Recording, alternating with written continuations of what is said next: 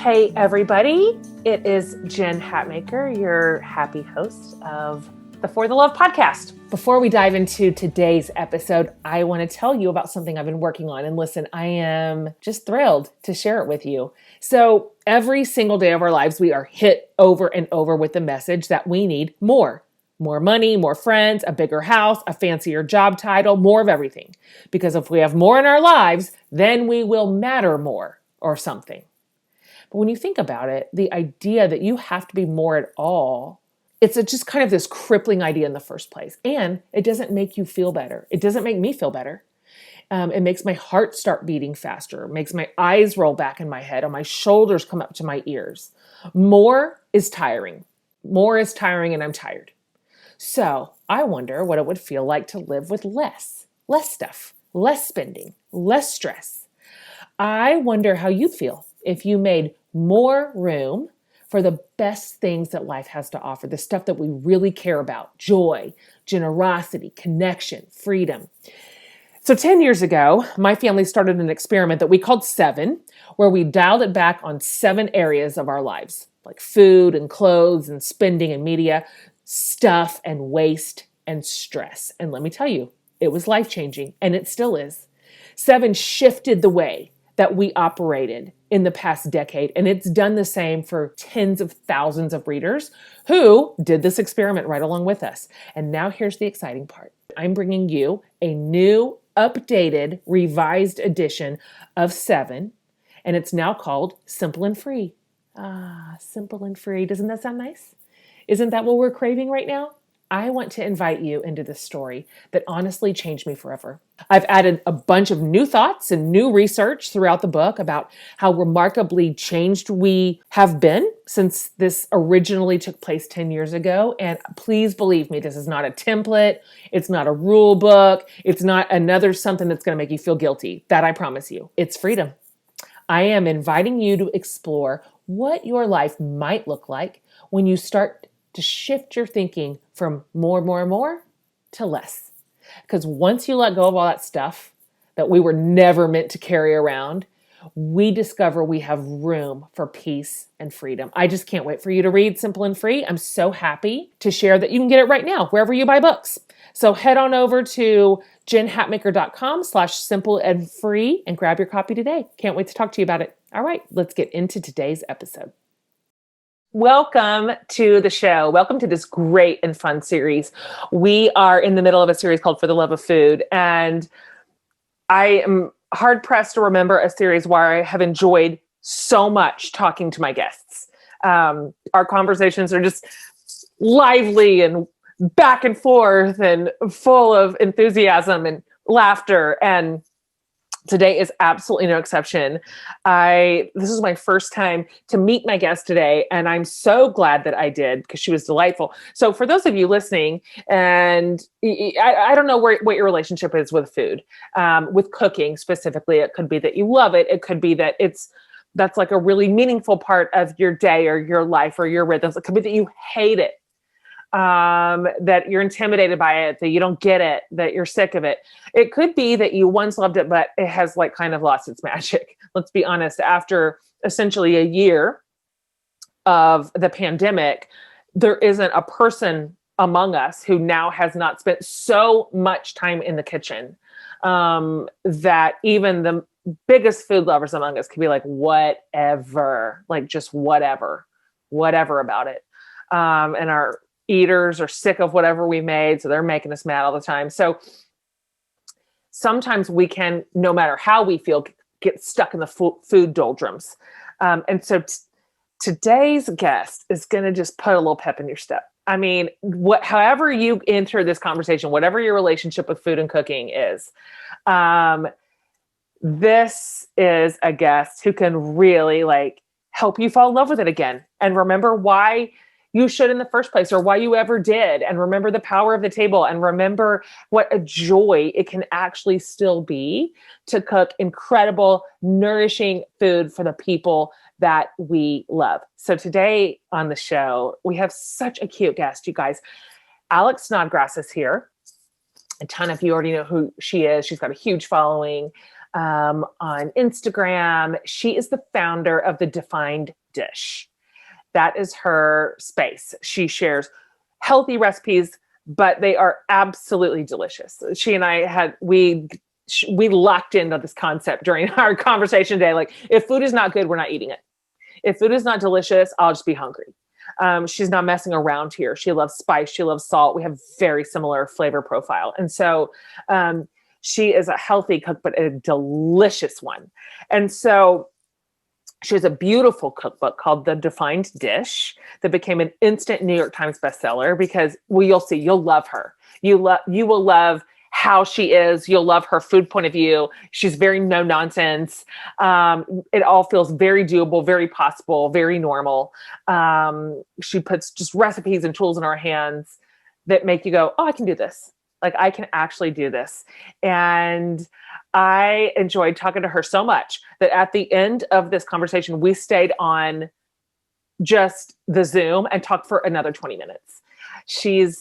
I love her personality. I love her food profile. I love her point of view. I love her style. She can go to culinary school. She's a normal home cook like you and me, which makes me trust her and want to listen to her and learn from her. You're going to love her. And I can't wait for you to start following her because her stuff is absolutely incredible. And so with that, I am delighted to share this great, fun, and funny conversation with Alex Snodgrass of The Defined Dish. I am so happy to meet you, Alex. Thank you for coming on the show today. Well, thank you so much for having me. I'm happy to be here. You're just so great at what you do. You are just absolutely shining in your element. And so I just cannot wait to mine your brain today. And let's see if it can be mined. Yeah, I know. You're actually right. At this point in pandemic, is there anything left to mine? I mean, there really isn't. I don't think there is. I think we're all brain dead at this point. It's so true. I was just talking to a friend in publishing, and she was asking me, what's the next book you're going to write? What are you going to work on next? I have another book on my contract with my current publisher. And I was like, I don't know anything else. I don't know any news. I don't know anything. Whatever I know, I've said, but there's nothing left. So I guess I just don't even know what to say about that. Maybe. No, it happens. No, absolutely no clue. Okay. Okay. I have filled my listeners in already a little bit about you and who you are. But I would like first, before we dig into the stuff, to hear a little bit more about how 2021 has kicked off for you. How are you doing? We are almost a year into quarantine at this point. So can you talk a little bit about what this looks like for you, who is with you, who's near you? What has your family been up to? And how are you kind of managing your work and your people this year? I feel like managing is a tough word because I feel like I'm doing a terrible job at managing right now. I do too. And it's so funny because I think we all had big hopes for 2021. We're like, 2020 is behind us. We're up. And I just feel like it's off to a bumpy start. But I'm definitely trying to remain positive. We kicked it off with, we got COVID. I actually didn't. My husband didn't, but both of my daughters did because we were exposed to someone close to us, and they got it, and it was fine. We were just kind of quarantined for a while because the first child tested positive, then we waited, and then the second one. So it was just like this train of events, like a rolling quarantine. Yes. I can't believe you didn't get it. I'm shocked. I can't believe either. I'm honestly very confused as to how neither of us got it because you can't really quarantine from your 5-year-old child. No, you can't. No, you can't. So she was like in bed with us one night, and because she wasn't like sick or anything, but she just wasn't herself. You know how kids are when they're sick. Yep. And so she wanted to sleep with us. I couldn't decline that. And sure. So I was like, well, here we go. We're just gonna get it. Yep. It's been chasing us for a year where we finally caught up to us. Yes, but totally. We somehow didn't get it. Guess our immune systems did its job that time. So we'll just see. But second to that, I've also been finishing up a big project that I can't quite announce yet, but you can probably guess what that is. I do see your background. Yeah, my background is a little I see obvious. The wall. Yeah. And so that has been something we've been working on. And so trying to schedule that during a pandemic was already complicated enough. And then the snowstorm hit in the middle of it. However, we powered through. I'm really excited about the way that it turned out, and I can't wait to share. I'll be able to share about it in not too long. So shortly after you release this podcast, hopefully. Oh, that's so exciting. It is interesting to see what we are capable of pivoting toward even now, that we find a way, workarounds to the way we might normally pull off a project to how we do it now, but it's all still possible. I can't wait till you can share that. That's exciting. When we're done recording, I'll make you tell me about it. So I just think, this year's already tested my patience and my limits, but at the same time, I just feel like we've all been going through that over the last year, and it's just picking up the pieces and figuring it out and working through the puzzle. And I feel like this year is going to continue to teach me those puzzling ways. Absolute same. Yes. So obviously, well, not obviously, to be frankly, I have a ton of food people in my life, and we have a lot of really great food people in this series. And one thing that I've noticed is not everybody comes to food the same way. Some food folks were raised at their grandma's elbow cooking her recipes, and some were absolutely like I was just talking to Nadia, and she did not even know that the oven was usable until she went to a home ec class in high school. Yeah. So we come from different ways. What's your front door here? How did your food passion develop? Was it hours in the kitchen with your mom or your aunts or your grandmas or your people? Was it a generational love of food that was like lovingly passed to you? Yeah. I'd say it's a little bit of both. I think the way that I was raised in a small town. We just didn't have a lot of restaurants around us. And so home cooked meals. What town, by the way? I'm from Salina, Texas, which is north of Dallas. Yeah. So growing up there, going out to eat was a 30 to 45 minute just to get to the restaurant affair. So it was just more of a special occasion thing or something that we did, not regularly. It was more of an occasion. And Frisco at the time was so small. So it wasn't like until I got to high school that we were just like going to Frisco to eat lunch and dinner. So growing up with home cooked food was just my normal. And I always loved food. I always took a big interest in the kitchen, around my mom and my grandmother, like you said. And so I definitely kind of learned the basics from them, but I would say it wasn't until my 20s when I got to college and eating out became my normal that I was like, I don't enjoy eating out all the time. In a nutshell, I just got to in my 20s when eating out became the norm. I started to really long for just being at home. I'm a homebody, just from my personality, but also the way that I was raised. And so for me, I longed for that staying home, relaxing, cooking. And so I started to call my mom and say, okay, how do you make this recipe? All my favorites of hers. And I started to make them for my roommates. And I was definitely the best roommate ever, if I do say so myself. And I always cooked for my friends. And it just kind of from there, the love of cooking for others, I realized was my love language. And it just kind of went on from there. I was, after college, when my now husband and I were dating, I would always cook for us and our friends. And it just became one of those things that became part of me and just associated with me. Yeah. So as somebody who also gathers a community online, I'm always pretty fascinated to watch other women gather theirs around them as they begin to share what it is that they love, that they're good at, that they care about. And then even their personal lives, their families, their stories. And so I would love to hear you talk about the really early days of being a person who began to gather a community on the internet around food.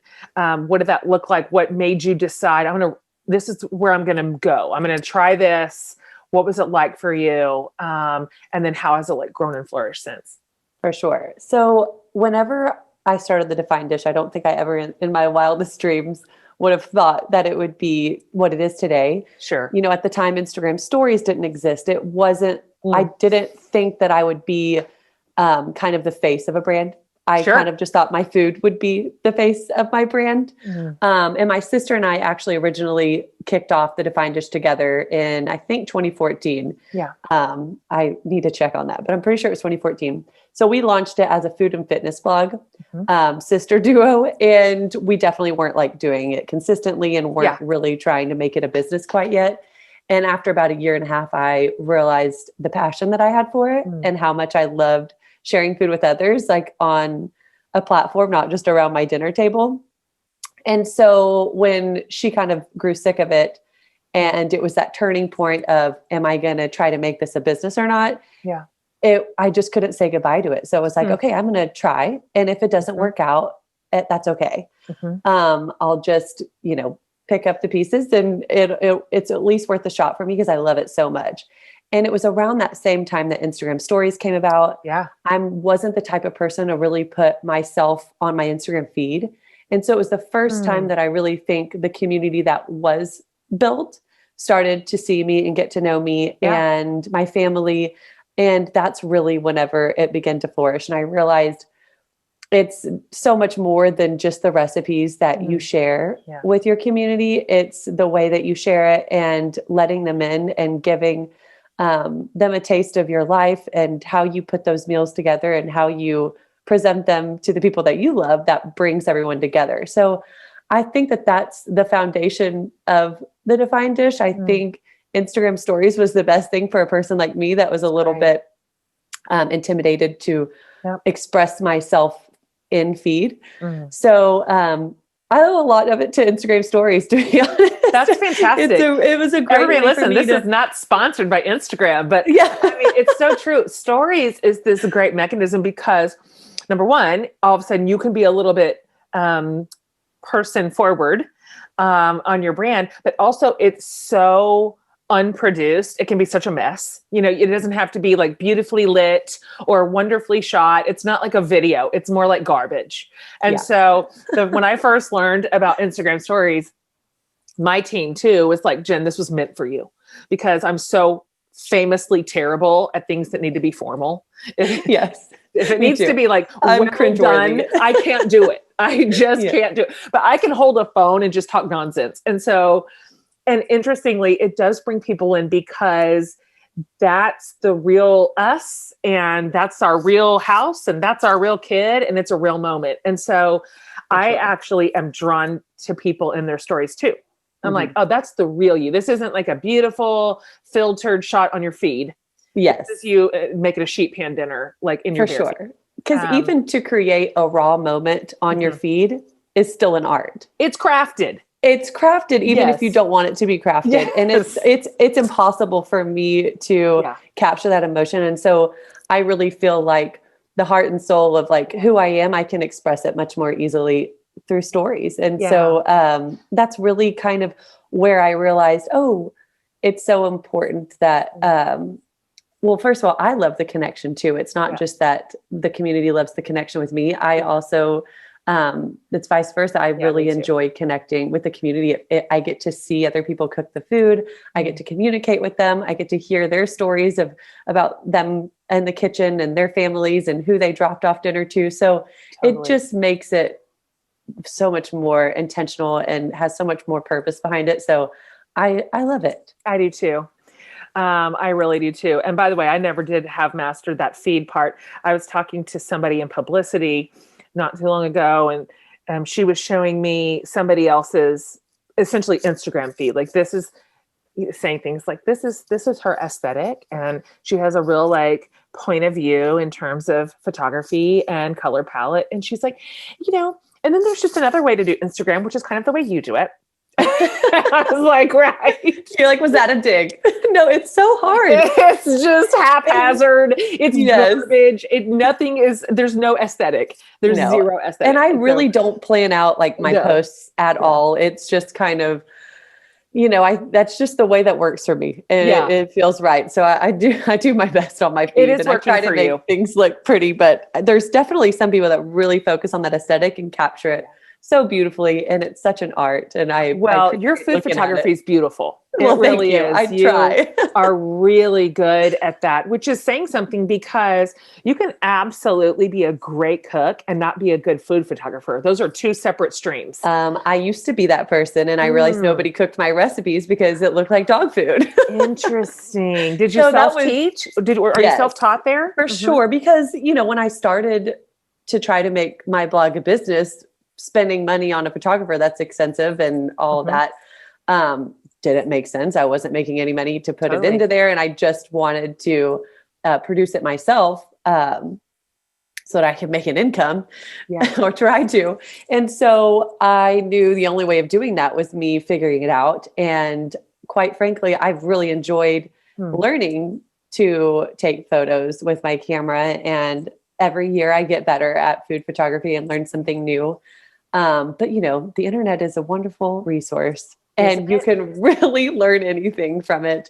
And of course, I've definitely thought about outsourcing my recipes so that I can just focus on developing the recipes and then sending them to a photographer. A lot of bloggers do that, and it's great. I haven't done that yet, but I'm not against it, and maybe I'll do it in the future. But right now, it works for me to shoot it myself. Of course, like in my book, I hired somebody there, and that is always a pretty heavy lift. Yes, for sure. That's a very heavy lift, totally different production level. Yeah. So I'll always do that. But for as far as my blog goes, it's still me. Good for you. It's so true. I always say the internet is free school. I mean, it really is. If you have YouTube, you can get on there and you can learn how to be a heart surgeon. I mean, it is, everything is on there. So good for you for tackling a completely different skill set. It's just interesting because cooking is creative.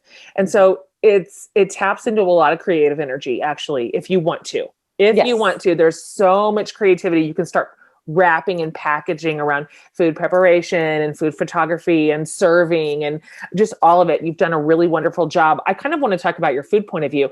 You've, a lot of your recipes are inspired by kind of Whole30 paleo lifestyle, which for people kind of in the rhythm of those spaces, got it.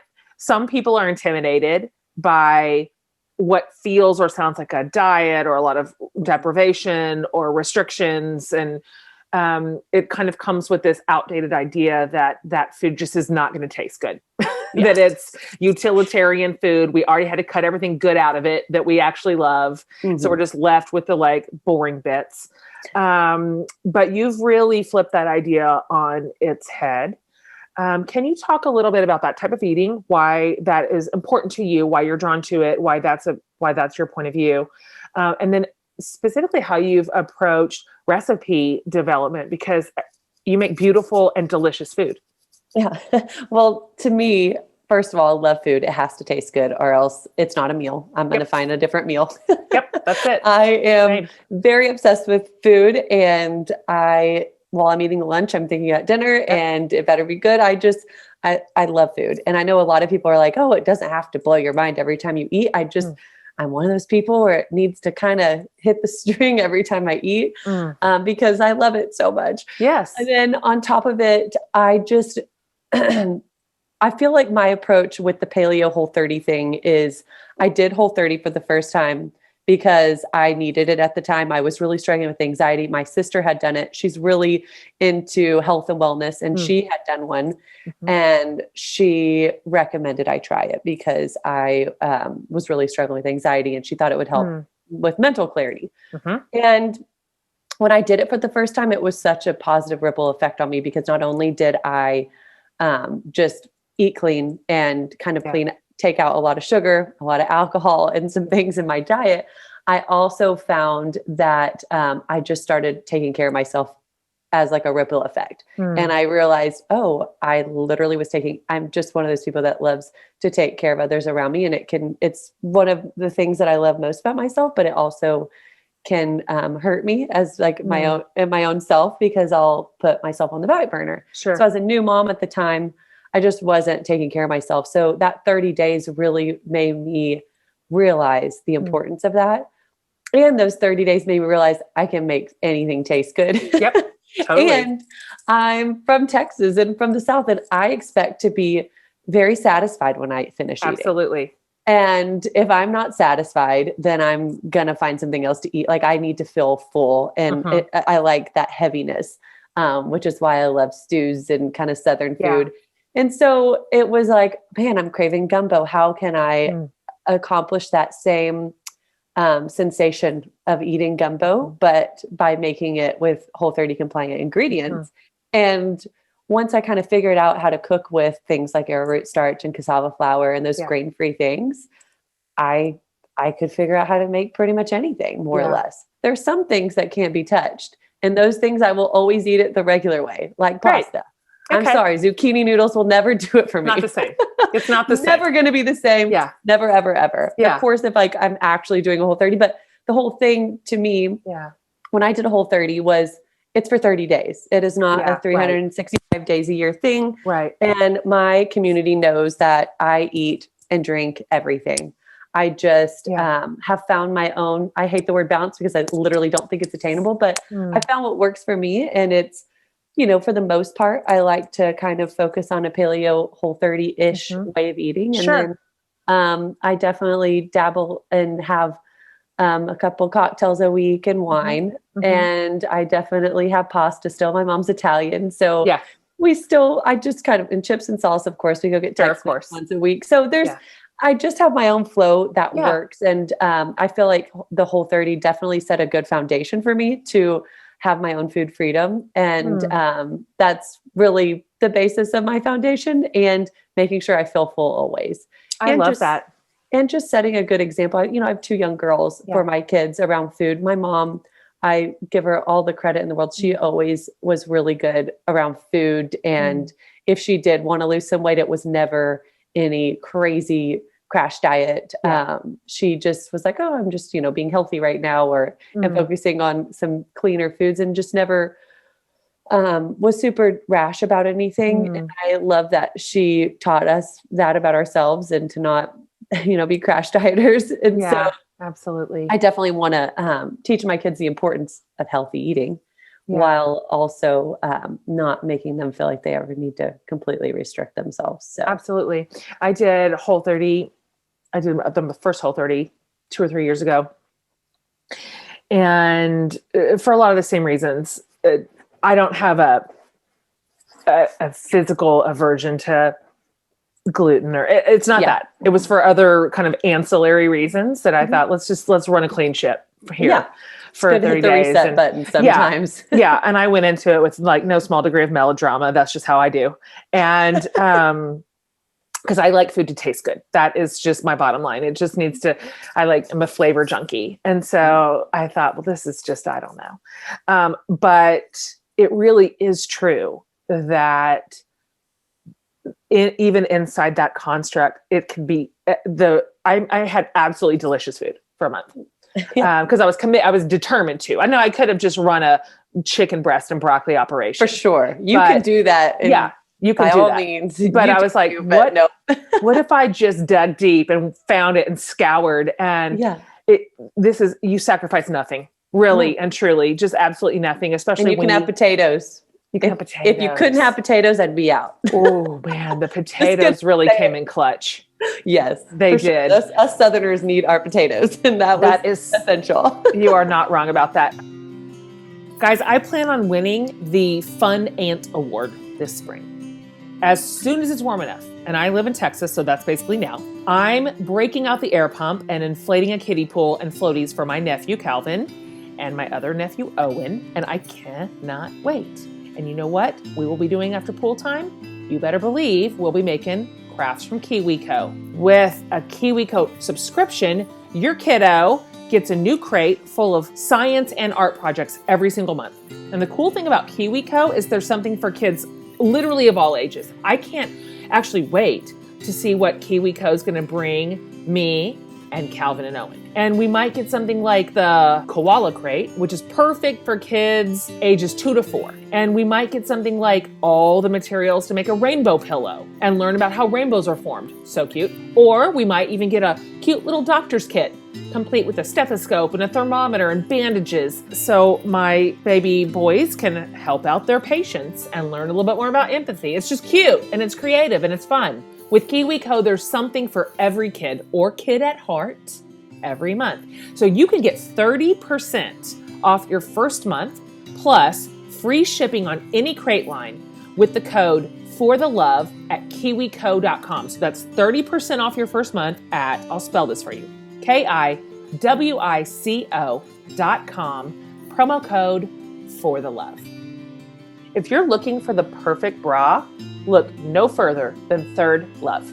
I've said it once and I'll say it again. I love Third Love bras. I've never had a drawer full of bras where I loved every single one. They fit me perfectly. They have this super luxe feel and they're so pretty. I actually want to put them on and for a bra that's saying something. And now Third Love is making the perfect thing to go with their comfy bras. Loungewear. They have this beautiful new line called Lounge by Third Love, and it's my new uniform for life, essentially. It doesn't matter if I'm laying on the couch or running around somewhere on the weekend. I look cute and I'm so comfy. The whole Lounge line comes in mix and match styles and in the most beautiful neutrals you ever saw. Plus, like their bras, these clothes have such a luxurious feel. You're gonna love Lounge by Third Love as much as I do. Third Love knows your one true fit is out there. So right now, they are offering my listeners 20% off your first order. Go to thirdlove.com/forthelove now to find your perfect fitting bra or loungewear and get 20% off your first purchase. That's thirdlove.com/forthelove for 20% off today. All right, back to our show. So when I think about, that was sort of a different entry point for you, was what about inside a loose structure? Like, let's call it a loose structure, general, but with some flex. Mm-hmm. I'm curious now through that lens, as you are a creative, you are literally creating, you are creating recipes, you're creating cookbooks, you're creating content, you're creating videos.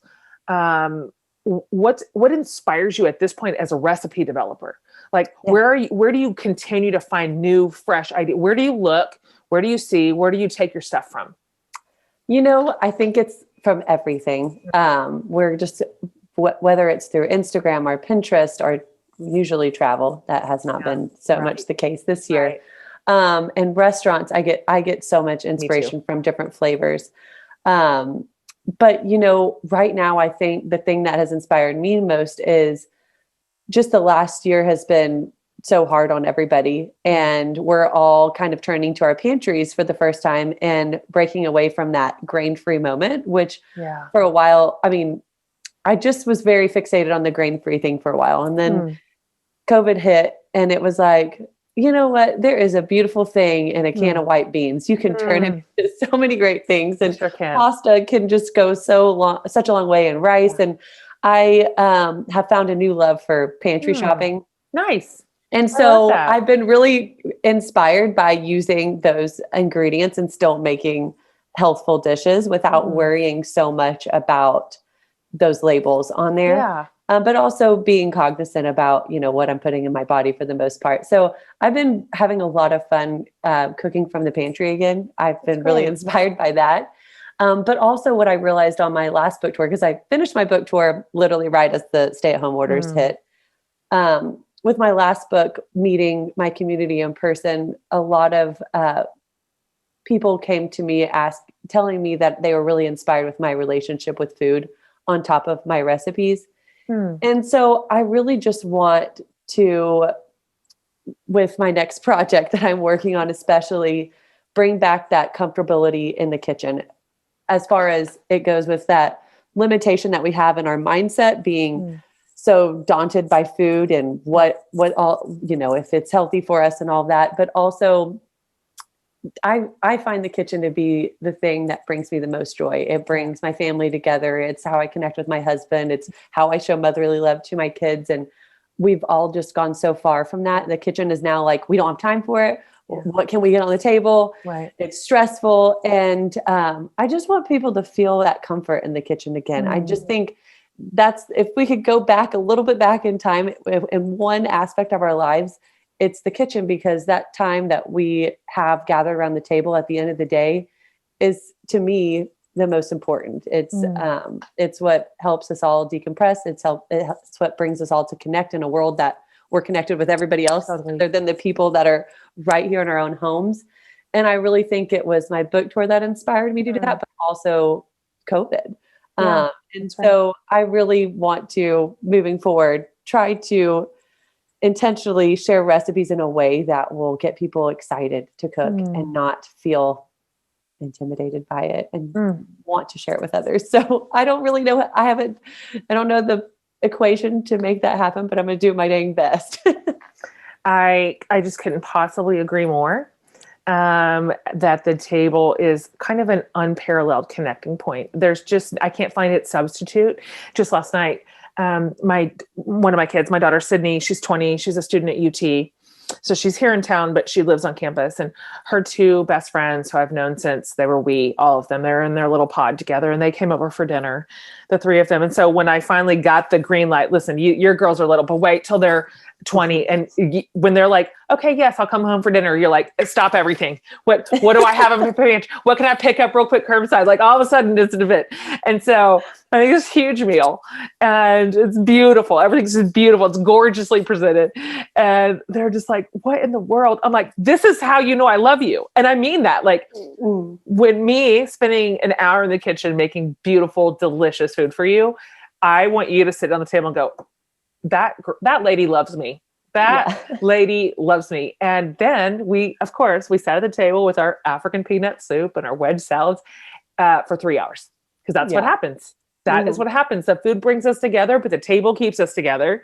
And it's magic. It's absolute magic. I would like to hear you talk more about how you approach this. Like, we'll kind of get out of the realm of your career work in food and more like just Alex as a mom and a wife.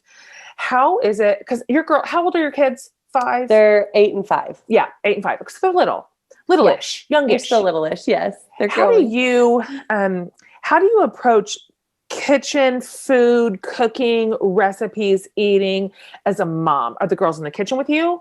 Are they adventurous eaters? I am assuming you've introduced them early enough to a lot of interesting flavors that they're probably really good eaters.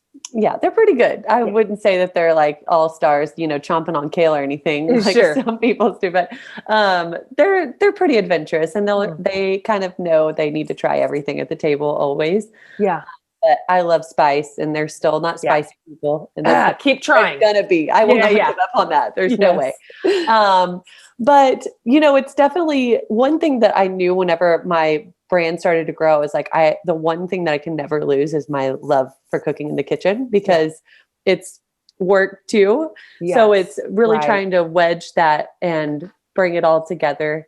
And, I've definitely found myself a little bit more exhausted in the kitchen lately. Sure. And so, I'm trying to just focus on when I'm cooking for my family, not overdoing it a little bit, saving that for the weekends, because it's hard for me not to. I just tend to overdo it in the kitchen all the time. I can't help myself. Yes. And so I'm really trying to rein that in and create a better balance there. And now that I'm done with this project behind me, I can already feel a sense of relief and bring my family back into the kitchen a little bit more with me.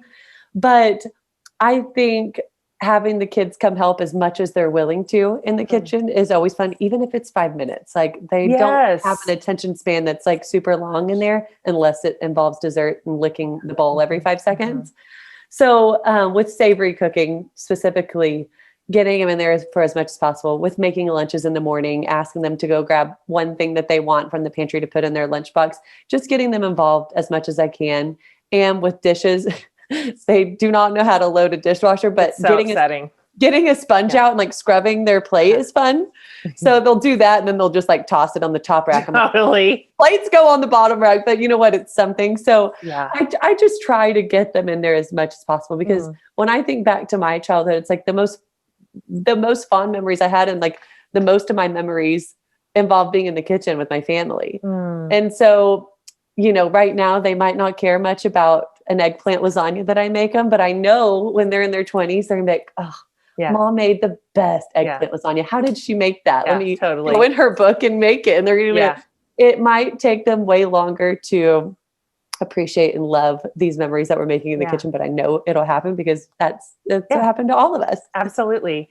I like that you said it can be even short term. I am on record as saying I am not a great kitchen teaching mom. I think this is a multiple tiered problem, but I love cooking so much that this is like a treat for me. It's the end of my work. Get out of here. Get the hell out of here. I have a glass of wine. True. My music is playing. It's the end of my work day. Like, to me, cooking is a prize for having worked hard all day, and I love it. And so the kids are always just bothering that. And I'm less patient. And I've noticed that I am particular about how things are and how things go. And so I always appreciate when some other mom gives me a lesser version of what's possible. Like, just let them come in and just chop the green onions. And then, or the whole thing. You don't have to be in here soup to nuts. Okay, let's just maybe find one task for them to do. And so I am trying to do better at that. Yeah. And it doesn't have to be an every night thing. It's like, even if they come in a couple nights a week, it's like baby steps. A little bit goes a long way, and they'll at least know the basics of cooking. Yeah, that's right. I remember I had a roommate in college that was like, how do I boil water? Oh, totally. It's pretty classic. You can do this. We have to go north of that. Like, I do know that right now, like, Sutton could make herself a grilled cheese if she needed to. Well done. Or some scrambled eggs. Like, they're already got the basics down, which is I'm proud of. So yes. Well, and I'll tell you what's coming next, because I'm just ahead of you in the mom game. Because I've got a 22-year-old who's like graduated and launched. I have a 20-year-old who's out of the house. I'm at the stage where they call me. How do you make your combo? How did you? And you're probably like, I'm like, God, it worked.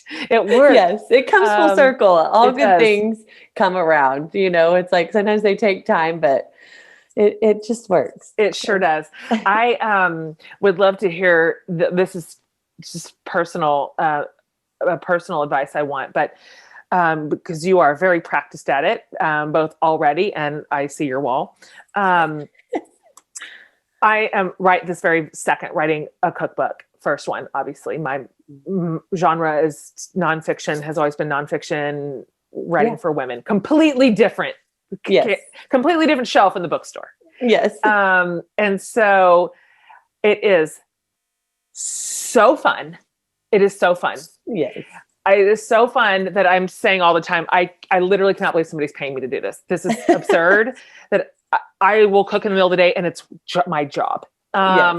So I'm having so much fun, but I would love to hear you say what you have learned in being a cookbook writer, because it's a deal. It's its own genre. It's its own ecosystem. It has its own set of rules. It has its own challenges. Like, what would you go back and tell yourself right when you sat down to type the first word or the first one as a cookbook writer that you know now that you didn't know then? Yes. And I think with my first book, it was like ignorance was bliss a little bit. I'm there. But also when I got my first round of edits back, I was like, this is stuff. It was just. Tell me more about that. Because, with a blog, everything is very informal. And I didn't go to culinary school, and I don't know how to write a recipe in the formal way. Yeah. So I quickly learned that the way I wrote recipes was trash. 100% same. It left a lot of room for error. Yeah. And so I am so grateful for the process, because now my recipes are so much more my recipes are simple. They should pretty much always be foolproof. And I realized that with the way that I was writing it, it just left way too much room for error. It wasn't specific enough, and I wasn't getting detailed enough.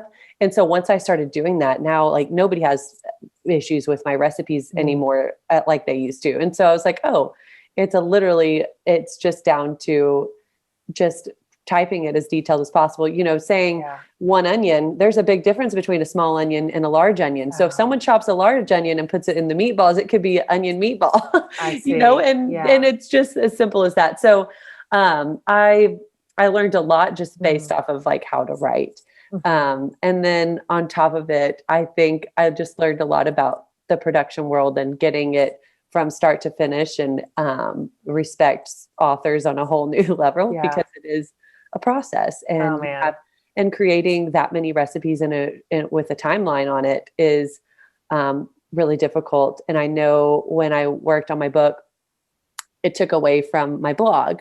And luckily my community kind of, you can't say, hey, this is what I'm working on, but they can pick up on the hints that I very obviously dropped. Sure. And, but it's hard for some people to be patient. People kind of have expectations for how I show up every day. And I'm so depleted by cooking 100 recipes in 6 months and making them perfect and testing them multiple times. And, so that's been probably my biggest struggle. And it's just, sometimes those things have to take the back burner for the other things to really grow and flourish. So that's right. I am reminding myself of that right now for sure. So it's a process, but I like you love making cookbooks. It brings me the most joy, and just wait till people have it in their hands and they're cooking your recipes. I don't know how to think of it. A recipe. Like I literally at night when I go through my tagged things and see the recipes for my book, I want to cry every night. I can see this. So happy. So happy. So I can't wait for you to have that. I've written about food online for a lot of years, but just in the sloppiest possible way. I mean, absolute slop. And you don't know until you know. Oh man. Even then, the amount of people that cook them, take pictures of them, post them, tag them, share, it's shocking every time. But I sent in, I'm in the writing process right now, but I sent in kind of some samples to my editor and just said, how are we doing? Let's just get a little temperature check here. How far off the target are we here? What's the template? Yes. I just love her so much because she was just like, first of all, how your editors try to give you like a nice sandwich. They start with something nice and then it's the hard and they end with something nice. And she's like, first of all, it's wildly entertaining. I'm like, okay, this is going somewhere. I need to get past this nice paragraph and get to the middle of it. She's like, one thing that you're going to find is that you can't just say some salt. That's not a thing you can say. You can't even say a pinch. I'm like, but it's just a pinch. Everybody knows what that is. She's like, nope. No, people won't salt their food if you don't tell them exactly how much salt to put in it. That's what she said. And you do not want people to eat your food without salt on it. That would crush my dreams. Why cook? If the world ceases to have salt, I'll just starve. That's my only, salt's my favorite food. Me too. So anyway, it's a learning curve, especially when you're I didn't go to culinary school either. I'm absolutely self-taught and I'm intuitive. I'm an intuitive cook. So I just look at it and think about what else I want in it. Or I take a taste of it and I just know what to do. But that's hard to describe. I know. That's and hard you know to what? describe. It's like my mom, I wanted to put a couple of some family recipes in the book. So I went over to her house. I'm like, okay, let's make your celery salad, for example. And she's like, I don't know about this much salt. And I'm like, no, stop. You got to measure that. It's so real. It's how we all, the people that really love to cook and it comes natural to them. It's how we cook. And it's hard to transition to measuring everything. And sometimes it can restrict you. But once you get in the flow of it, it becomes more natural. But it definitely took me a while to get into measuring everything. I am still not there. As you know, when you're in the writing process, every single thing I cook is in test kitchen. Everything, every dinner, every side, everything is something that's in the book that I've outlined in the book. And even still at the halfway mark of it, probably still, I'll make something the intuitive way and realize, damn it, I didn't write down. I know. And one teaspoon measure. I have to do it again. I don't know what I did. I know. And so, it's a different way to train. So now I put my measuring cups, my measuring spoons on my counter. Like, Jen, knock, knock. You've got to use these and put it in your notebook. Yes. Completely different. So I want to talk real quick about Texas. We're obviously loud and proud Texans. You're born and raised. Yes. Born and bred. You're a native Texan daughter. And so you and I have a similar flavor profile. Yeah. We like it hot. We like it salty. We like it spicy. Heavy. We like it heavy. I like it cheesy. And so when you're craving Tex-Mex, when you're craving that kind of, what's your go-to? What do you love? What do you love to make? What's your favorite thing? I mean, who doesn't love tacos? I love them. So you like them hard or soft? Crunchy or soft? I have crunchy baked tacos, which means it's a little bit soft on the center, but crispy on the edges. They're on the blog. Make them. Wait a minute. Let me just think about this for 1 second. Crispy. So you basically cook the meat or whatever you want to put inside of it. Soften the tortilla. I usually use the Siete Foods cassava tortillas. Yeah. And then I put it on a baking dish, close it, and then just kind of brush some oil on the top. Oh. And then put it in the oven. Do you like Jack in the Box tacos? I'm so embarrassed to say that I do. I love them. Okay. So it's almost that taco shell style. So somewhere in between. Or I like to get a crispy taco and put a soft taco around it. I need like a little bit of both. I like that. Kind of like the Taco Bell wrap taco. Yeah, I do exactly. Too. Like the gordita crunch. Or is it the gordita crunch? And it's so good. I'd eat it right now. I would literally eat that right now. Yes. Especially if that crunchy taco was the Dorito taco. Yeah. Sure. And they do not skimp on the salt, which I know you and I I'm so happy. After any given meal, I want to be so full of sodium that I can't bend my fingers. That's I know. To me a real mark of a good recipe. I have to go way less on salt on my recipe because I tend to oversalt things. But I hope that none of my family ever hears this interview because they'll be like, her too.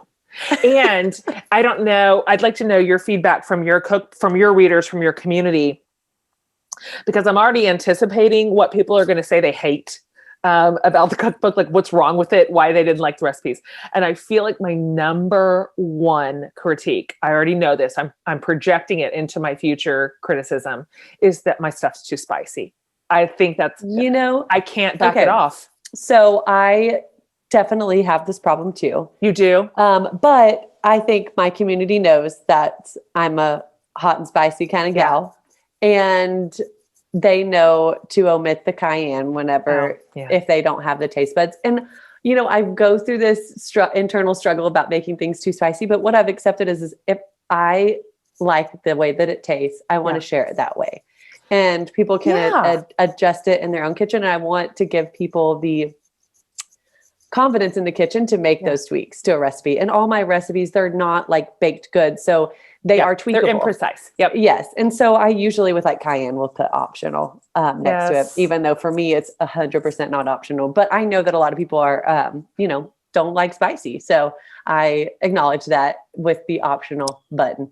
I acknowledge it with some anger. I begrudgingly acknowledge it. And what I want to always tell people, because I've got some folks in my real life that I cook for a lot that are kind of like, meh, on spice. I'm like, you can learn to love spicy food. You can. Your kids can too.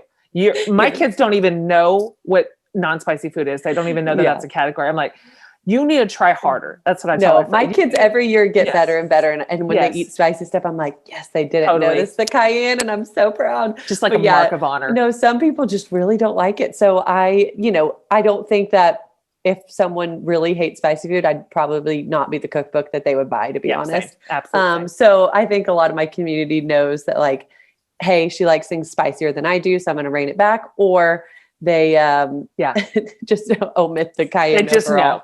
But the thing that I found with like my reviews that were negative, which don't read the reviews, they say, I know. You got to read them, and then they crush your dreams, is that I'm an amateur cook. And I know that. It's like, it's just, this is amateur. And I'm like, that's why a lot of people like it. So absolutely. That wouldn't hurt my feelings at all. I'd be like, next. For sure. And so that's really, and then a lot of people wanted to say, well, her blog's better. Well, it's like, well, yeah, because it's free and there's a bajillion recipes on it. But I worked really hard on this book and there's 100 kick-ass recipes on it. Yeah. And I think also because I'm a blogger, I don't want to venture too far out of my realm of why people love my blog in a book, because then it's like, well, that's not her. Right. They come to you for a thing. Yeah. And that's the way I cook. So, you kind of just have to have those come to Jesus moments with yourself and be like, this is me. This is the way that I cook in the kitchen. This is how I share. And it is put into book form and it's put into blog form. And like, this is who I am. But that's kind of one thing that it was kind of my first time to really put something out there that was formal. Yeah. For my brand. So it was definitely a little bit of an emotional roller coaster at first, but once you get over that, it's a little better. But I know I'll never forget right before my book launched, I was like, oh my gosh, what did I do? Stu? Totally. Somebody's I'm going to read this. Scared. I'm like, people are about to have it at their doorsteps and I am going to poop my pants. Yeah, I know. I cried my eyes out. A couple of like eves of a book release. I would just sit on the porch and cry like, why? Why did somebody let me do this? So exciting that they're finally getting it and so terrifying. It's very vulnerable. It is you. Yes. It's not just your recipes. It's you on a page and it represents what you love. And it is a vulnerable thing to put a book into the hands of people who can just go onto Amazon and say something mean. They just can do it. Like there should be a law against it, but they sure can just write their little mean comment about you being an amateur. Anyway, I'm like, look, Cindy from Cincinnati. I don't really care what you think. There was one person like, oh, one of her recipes, just roasted chicken with salt and pepper. And this is one of the recipes in the back of the book that you use throughout the book in recipes. And I'm like, are you an idiot? Yes, but you know what? She is. Leave that comment. I'm just going to hate you forever for it. We just walk away from those comments. We just walk away from the people who can't understand that this is just the chicken that you put in your stew. Like, if you can't understand that, I'm sorry. Look, at least you have this very like complete offering, because I don't really like to bake. And it's not just that I don't like to bake. The reason I don't like to bake is because I don't love dessert. Dessert's just not my... That's me. I don't even have a dessert chapter. I did it in my first book. You did it? In my first book. Nope. I may or may not have one in my new project, and I'm really proud of it. But I'm like you because I don't love sweets. I'd rather eat a bag of jalapeno chips than have dessert. Yep. And so it wasn't one of those things. But I just have always had this gut feeling that like one day I'm gonna be so good at savory cooking that I'm going to want to start baking more. Yes. And because of coronavirus, I started baking more with my kids and I got pretty good at it. And so it's a small little gathering of recipes, but it's really good. Good for you. There's maybe some Texas sheet cake made over paleo on there. Cannot just telling be beat. You about it. It just cannot be beat. It's good stuff. It is good stuff. My friends were laughing because I don't make dessert. I'm not good at it. And it's just never... I have one dessert that I love. It's my favorite dessert in the world, which is creme brulee. I could eat it every day of my life. Yeah. And so one of my best friend's sons, who's in his 20s, was like, I dare you to make a dessert chapter and just have creme brulee in it. And I'm like, that's actually funny. I should probably do that just because it's funny. Yeah. I have one thing to give you. This is it. Take it or leave it. Did your great grandmother work hard to raise her children and keep her family together? Did your grandfather march for social justice and pave the way for change? Did your family persevere through natural disasters, maybe, to rebuild and start anew? Challenging times, obviously, are nothing new, but neither are resilient people. And with Ancestry, you can learn about the specific struggles your family went through and grow you closer to your own family today. Ancestry helps you search billions of records to learn more about the ancestors who came through remarkable challenges so you could be here today. You can find details about their lives in records at Ancestry. You can find out how they earned a living through a census record or see their actual signature on a military record. Learning their stories helps you find a connection to what they went through and how they stood strong through hardship. As I dig into my own family tree, I've had a lot of first-generation immigrants and just a couple of, links away from me. I can't wait to find out what it took for them to get here, what it took for them to start over in America. You know what? There's just strength in every family story. So learn more about yours at Ancestry. Head to my URL at ancestry.com/forthelove to start your free trial. That's ancestry.com/forthelove. All right, back to our show. Okay, one last question before we wrap it up. Yeah. What is, or if there is, Is there something here in the food world, in because it's a whole ecosystem of a million different possibilities that you would like to try, that you're still kind of like, you've got your eye on it. It's a little bit of a dream, something that you're kind of hoping to manifest in the next season? I think the thing that I have in my head right now that I want to do next, and it's not necessarily like a particular dish, but because I never went to culinary school and because I'm so in love with food and learning, and I feel like I'm like kind of in this dome of how I cook. I want to open up a new door. Nice. I really want to do like a summer somewhere, whether it be France or Italy, or I don't even care where it is, to do a culinary program, take my family with me and learn like a whole new realm of just culinary expertise, just to open up my realm a little bit more. As I love that so much that I want to come with you. You can come. Can you invite me, please? I'll just live next door. So it is fine. We were kind of thinking about doing it this summer, but I felt we were going to give COVID another year to die down so we can really enjoy it and put the kids in like a camp, and hopefully they can learn from a new culture and language wherever we go, and just kind of do a whole new gig. So that's my mind is really set on that, and my husband's excited about it too. So that's what we're going to do. That's so exciting. The Defined Dish. That is the Defined Dish abroad. I love that dream so much that I might just adopt it. Yeah. Like, you know what? I have a new dream too. It is just like that one. I mean, it would be so fun. It would be so fun. We learned so much. So I'm excited about that. And there's nothing like immersion learning. I mean, that's just the thing. I'm also not formally trained, of course, at all. But I spent 1 week at a culinary instruction. I called it food camp, but it's 40 hours of just nonstop cooking at a culinary school, and all day, every day. It was so fun. And all of a sudden it's 5:00 every single day. It's just, but there's nothing like being bent over the stove doing the thing. That's the best way to learn it, with your instructor right there. And so that also gave me a little fever for for instruction. For sure. Outside of the way I normally learned, which was watching shows. Yes, for sure. Which we all do. No, nothing wrong with that. Yeah. But just learning knife skills in a whole nother way, and learning to, fillet a fish the proper way. Anything. Yes. Just like all the little things that I would love to learn, and new techniques for cooking, I think would be. That's exciting. Open up my realm a little bit more. So that's what I'm looking forward to. That's a great one. Next summer is going to be perfect. Your girls are going to be at such a great age for it. Yes. My husband and I have been talking about it. She's like, wait, I'm going to school in another country. I'm like, just for the summer, you'll be okay. Yes. Oh, are you kind of thinking it should be Italy? Obviously Italy is very romantic, and why would you not want to go to Italy? Yeah. And because my mom's Italian, and we have like this deep embedded pride of being Italian, even though it's a very small percentage. Who cares? People do. So that would be really fun. But I kind of just want to look around and see like what I think would open up my culinary world a little bit more. Yeah. Which I feel like France would probably do that, or somewhere in Spain. But I don't know. I'm gonna start exploring my options and figure out where I think I'll learn the most, and then go. I am way too invested in this. I can feel myself being overly invested. Like, you can come visit and do a couple weeks with me or something. That's fantastic. Okay. So wrapping it up, here are 3 questions I'm asking everybody in the food series. We have like amazing food folks in this series. So just kind of off the top of your head, here's the first one.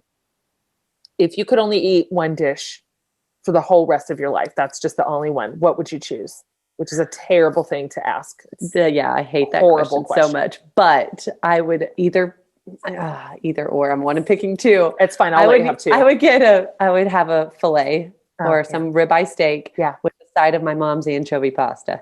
Oh, anchovy pasta. It's like a pasta with red sauce with anchovies, and it's just salty and delicious. That sounds so good. I think you're the 3rd person in this series to say steak. Oh yeah. I mean, there's kind of nothing that beats a beefy steak. It's just so good. It's foolproof. I With mean, like tarragon butter on top. Nadia, who I told you I was talking to this morning, she also said steak with peppercorn sauce. I'm like, I'll take it any which way. Me too. Yeah, I'll take it with steak and pasta. Steak and pasta. Okay. When you're too tired to cook, when you've just had it, you're DONE. Mm-hmm. And I don't mean takeout. So we're not going to have takeout. We're not going to have a restaurant, but you're still at home. You got to feed people, but you're sick of it. What is what's your go-to thing? I mean, this could be the lowest brow possible thing you could ever say. I would make probably my mom's anchovy pasta, or, whip up. On my blog, I have one for my kids that they love. It's yummy pasta. It's a one pot meal, and it's just like a couple ingredients. But I just think pasta with chili flakes on top goes a long damn way. It sure does. I mean, it's a 15-minute situation. Yes, and it's so good. Everyone's happy. So yes, pasta. Can you just very quickly rattle off what is in anchovy pasta? Lots of garlic, shallot, lots of anchovies, olive oil, a can of cherry tomatoes, which I don't know if you've ever bought that. A little sweeter, right? A little bit sweeter. Mm-hmm. And more or less that's it. And I always use bucatini with that. Oh yeah, that's your favorite. It may or may not be in this project behind me. We can't know. You can tell us, but you have to kill us. Yeah. Oh yeah, there's no way that's not good. There's no way. It's so great. It was like the dish that my mom always made when my dad was working late because he didn't like it. Oh, got it. But it was her go-to and like her favorite thing. And it's so good. It's just one of those things. It's just yummy. So it's my mom's anchovy pasta. That's perfect. People need to get really over their aversion to anchovies. That is a fake aversion. It is. Us through TV shows and movies, and it is absurd. They are squeamish looking, but like they always get ground up in like everything that we eat. I mean, I'll eat them by whole on the cracker, but for other people, I'm like, just put it in the dish. I promise you'll never know. They just kind of melt away into deliciousness. Same as fish sauce. Everybody come on, get it together. Oh yeah. They're both secret weapons of umami in the kitchen. Secret weapon. I just cannot use it or open it when a kid is in the vicinity because they freak. Yes. It smells bad for just a second. Yes. Okay. Last question. Everybody gets this one, every series, every guest, and you can answer it in any which way that you want, like in a serious way or in a completely not serious way. What's saving your life right now?